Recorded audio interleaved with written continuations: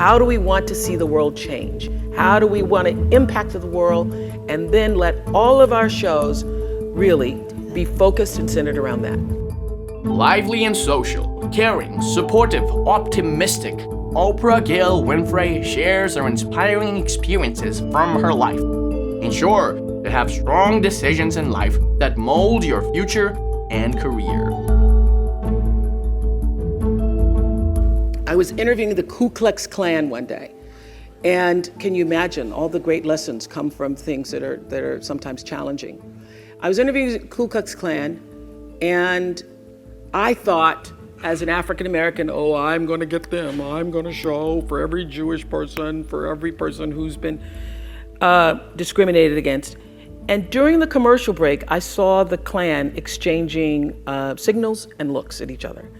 And then something inside, that instinct, I thought, I am doing nobody any good. They are loving this. They are using me. I think I'm doing an interview. Right. They are using me. I did not know it at the time. I brought them on, actually, those same guys back for my last year. And they told me that they used that show for their recruitment. I could feel that happening. And I made a decision after that show. I'll never do anything like that again. I'll never let my platform be used, and I will not be used. And at the time in the 90s, early 90s, everybody was doing confrontational television. And I thought I was above the fray, because I'm not like Jerry Springer, I don't do that. So in my egoic delusion, I thought because I am not that bad, I'm really not bad. But I was doing confrontational television. I thought I was exposing men with affairs. We happened to have a guy on who was talking about how he'd had an affair with his wife, and he was crazy enough to come on with his wife and his girlfriend. People ask me, why do people do that? It's because nobody ever asked him. So you say, would you come on with your wife and your girlfriend? He goes, sure. And he was thinking. So he comes on with the wife and the girlfriend. This is a life-changing moment for me. The Klan and this woman. Mm-hmm. The wife is there, he's in the center, and the girlfriend. And he tells his wife, he announces, we were live television at the time, and he announced that to the world and to his wife that his girlfriend was pregnant. And I did, you see your face, your mouth's open right there. I did exactly that. I went, oh my God. And you could hear the gasp in the audience. And I literally, really, it still makes my eyes water to think about it. I looked at her face and I felt her humiliation. I felt her shame. I felt it. And I said, never again. I will get out of television if I have to do this.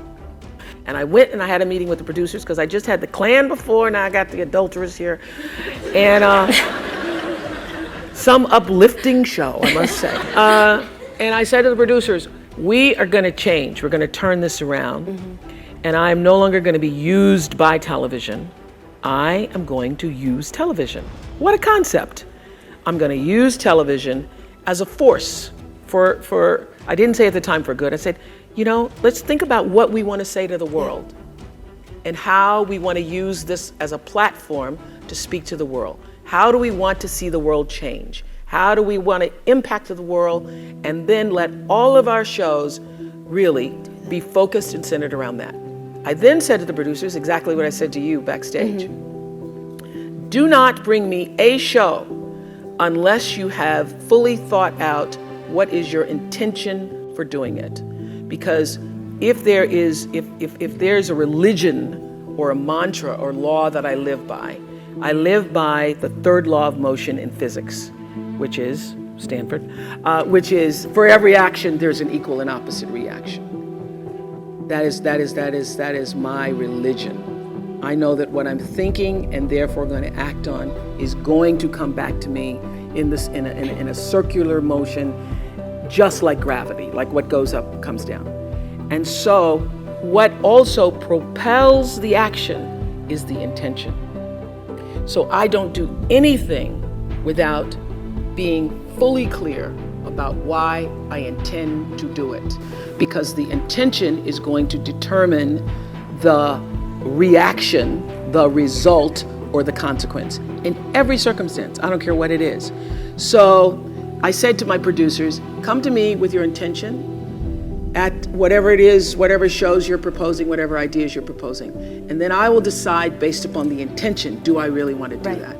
Is this how we want to use this platform? And that really is the secret to why we were #1 all those years, is because it was an intention-fueled, intention-based, coming out of purposeful programming. Yeah, that's what it was. Great, and that's a perfect segue to go to our second section, which I read this quote and it just struck me as so true, and I wanted to delve into it. I've talked to nearly 30,000 people on this show, and all 30,000 had one thing in common. They all wanted validation. I will tell you that every single person you will ever meet shares that common desire. So, Oprah, you are a true Renaissance woman. You know, you have your own network, you had this amazingly successful show for 25 years, you've been in movies, you are one of the most important philanthropists of our time. What are the qualities of your leadership that make you successful at such diverse pursuits? And what works in one area that maybe doesn't work in another? Well, I tell you, it works in all areas because my life is fueled by my being. Yep. And the being fuels the doing. So I come from a centered place. I come from a focused place. I come from compassion.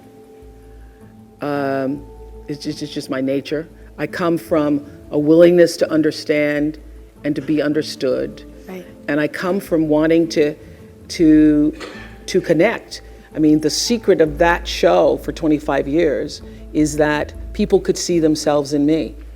All over the world, they could see themselves in me. And even as I became more and more financially successful, which was a big surprise to me, I was like, oh my God, this is so exciting. You mean you got more than that 30,000? I got more than 30,000 by the time I was 30.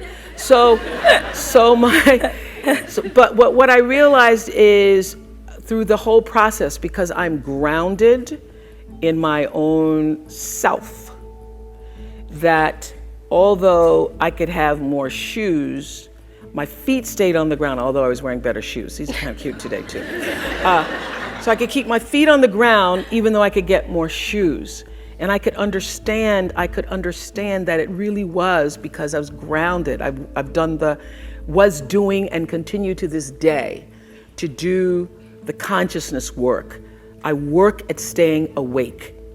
And being awakened is just another word for spirituality, but spirituality throws people off and they think you mean religion.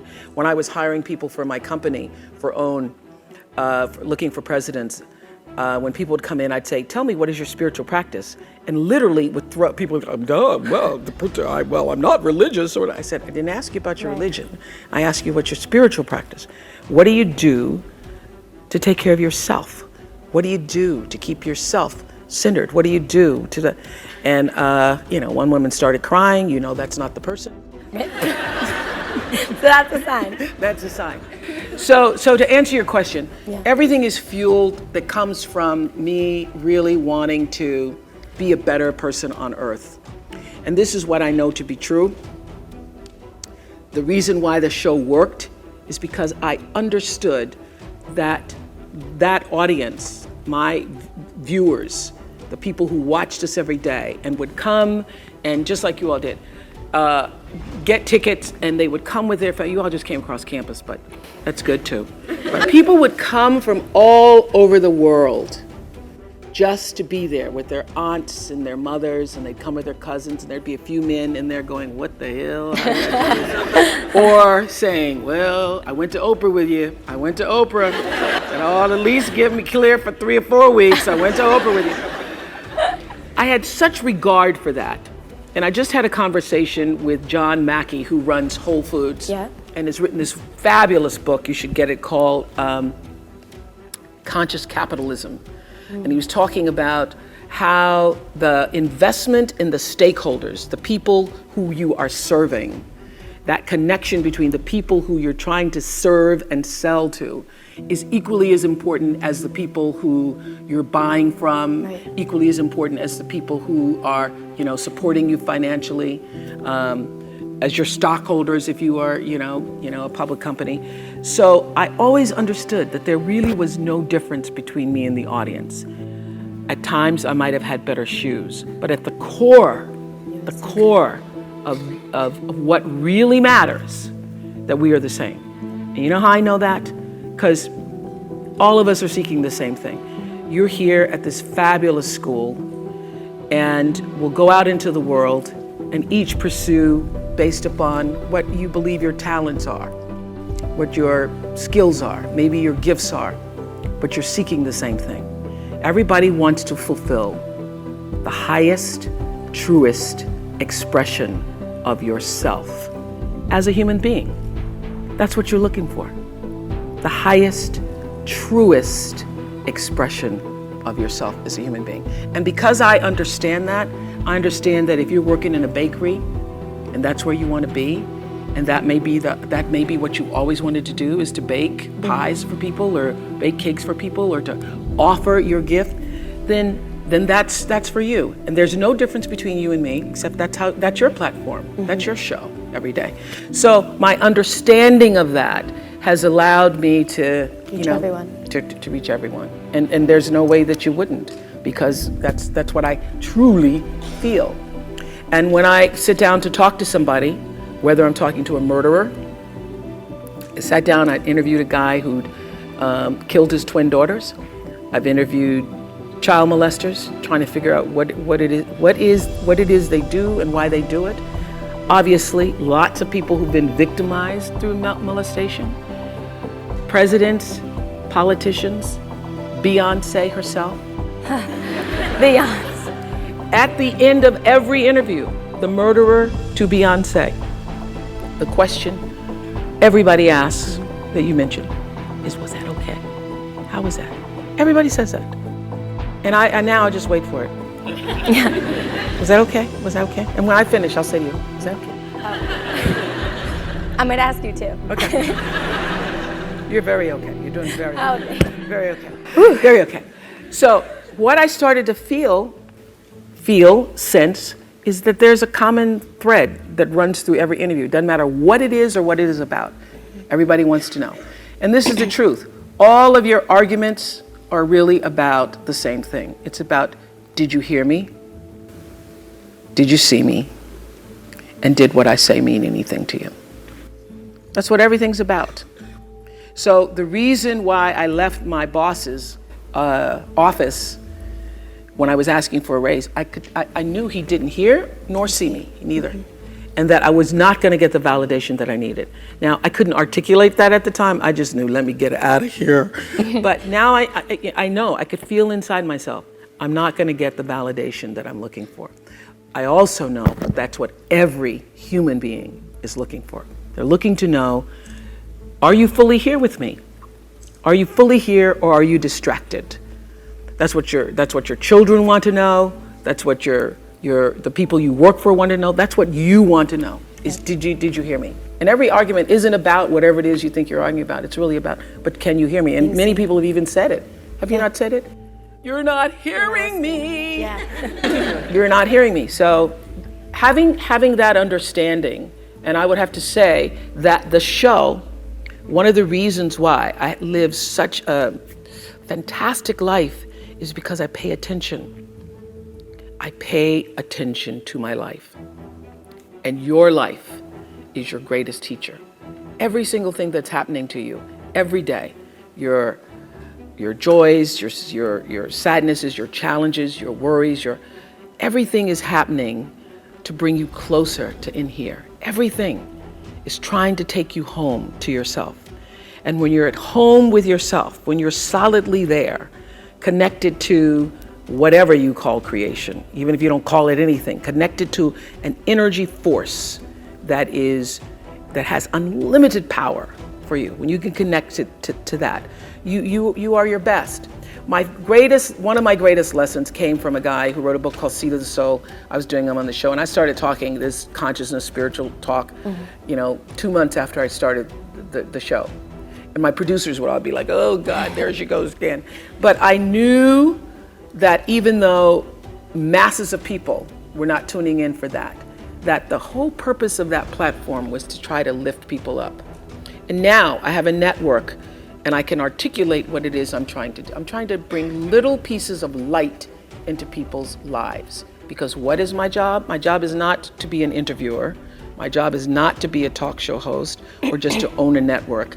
I am here to raise the level of consciousness, to connect people to ideas and stories so that they can see themselves and live better lives. So I watched your interview with the Forbes Conference on Philanthropy, and you said something really interesting, which was that early on, some of your biggest mistakes in giving were because you made emotional decisions. Yeah. And yet we learn here at the GSB, like one of the crucial messages we take away with us is that it's really important to be, as you said before, self-aware, to be understanding, often to share our emotions with others. And you yourself have been the master of, harnessing vulnerability with yourself and your guests over the years. So how do you strike a balance between emotion and logic? How do you make sure that you're making logical decisions when you're giving? Okay. Well, I would have to say that you need both. You need emotion and you need logic.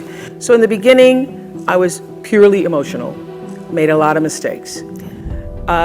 I happened to be sitting, I was sharing this story with Dean Soloner just before he came on. I was sitting in Nelson Mandela's living room. I stayed with him for 10 days, and as I said to the Dean and Lisa, I literally could have written a book called 29 Meals, because I had 29 meals with him at that particular time. I wished I had. Yeah, you should. I should have. You should. You should do it now. But I didn't record it, so something I think, was that the second meal or the 12th meal? Anyway, so I was sitting in Nelson, sitting with Madiba, and we were talking about how do you really make an impact in the world? And we were reading the paper, and I reached a point where I was no longer like, oh my God, what am I gonna do? Because we were just sitting in silence reading the paper, and there was an article in the paper about, some tragic situation. And we both started talking about the way to end poverty is through education. And I said to him, I really, at some point, would like to build a school over here. And then he got up and called the Minister of Education and said, get over here now, Oprah wants to build a school. And I was like, well, I was thinking about it. I didn't say I wanted to do it today. But we literally started the process then. It was an emotional decision for me in that I think philanthropy should come out of you. Your doing should come out of your being. Everybody knows my story as a poor Negro child growing up in apartheid Mississippi. And if it were not for education and being born at the right time, because I was literally born in the year of desegregation, 5 years before, 3 years before, 2 years before, nobody would have even had the hope that my life could have been any different. So because I was born at that time and literally moved out of Mississippi by the time I was in my first classroom. I was in kindergarten, wrote my kindergarten teacher a letter. Miss New, I said, dear Miss New, I do not belong here. Because I know a lot of big words. And then I wrote every big word I knew. Elephant, hippopotamus, Mississippi, Nicodemus, Shadrach, Meshach, and Abednego from the Bible. And then Miss New says, who did this? I said, I did. So then they marched me off to the principal's office. Only time I was ever in there. Principal's office. Principal made me sit and write those words again. And I got myself out of kindergarten into first grade. Oh my God. First grade, skipped second grade, hello her. The Renaissance began. Yeah. Yeah. You've always had this conviction. It seems like you've always known who you are, even if you were I knew I didn't it. belong there You with knew those that. kids. In kindergarten, you're sitting there. That's what I'm talking about. Listen to your instincts. You look around and you say, these kids, they are playing with some blocks. You're like, I don't do that. And I know Nicodemus. I do not think I belong in here. I do not belong in here. So my point is, education really opened the door, as we all know. I'm not going to give you the education speech. How do you change a person's life? I had, prior to starting my school in South Africa, I had this big idea that I was going to, that I was going to take all 100 families out of the projects of green, and I was going to give them a new life, and I was going to buy them homes and stuff. And that did not work. Yeah. It failed miserably. I had a Big Sister program that I started, failed miserably. So I realized that for me, first of all, I realized you don't change, as you all are recognizing through the SEED program, you first have to change the way a person thinks and sees themselves. So you've got to create a sense of aspiration, a sense of hopefulness, so a person can begin to even have a vision for a better life.